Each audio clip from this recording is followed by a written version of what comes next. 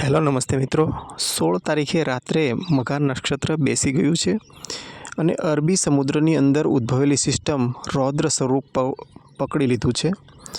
એટલે તારીખ 17, 18, 19, 20 ને 21 સુધી સતત સમગ્ર ગુજરાતમાં ભારેથી અતિભારે વરસાદ વરસી શકે છે અને પવન ઈશાન દિશાનો રસ્તો પકડેલો છે।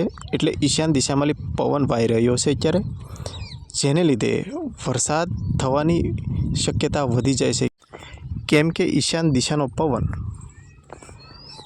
ચોમાસાની વિદાય આસપાસના સમયમાં હોય છે, પરંતુ જ્યારે તે ચોમાસાની સિઝનની વચ્ચે જો એ પવન વાય તો ભારેથી અતિભારે વરસાદ થઈ શકે છે।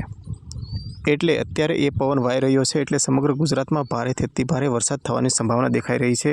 અરબી સમુદ્રમાંથી બેક ટુ બેક 3 સિસ્ટમ છે એ આવી રહી છે અને ગુજરાતને વરસાદથી ધમરોળ છે તેવી સંભાવના દેખાઈ રહી છે।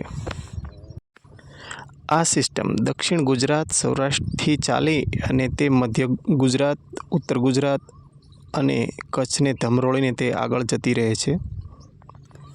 મઘા નક્ષત્રમાં આવતો વરસાદ મોલાયત માટે વરદાન રૂપ સાબિત થાય છે,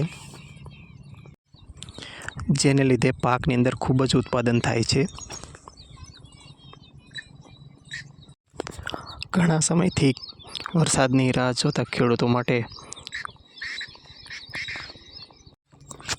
રાહત થશે, પરંતુ ભારે વરસાદને લીધે ઘણી જગ્યાએ અતિ ભારે વરસાદ થવાથી નુકસાન પણ થઈ શકે, આવું પણ બની શકે છે। પરંતુ 100 વાતની એક વાત, સમગ્ર ગુજરાતની અંદર ભારેથી અતિભારે વરસાદ થવાની સંભાવના હવામાન વિભાગે વ્યક્ત કરવામાં આવી છે।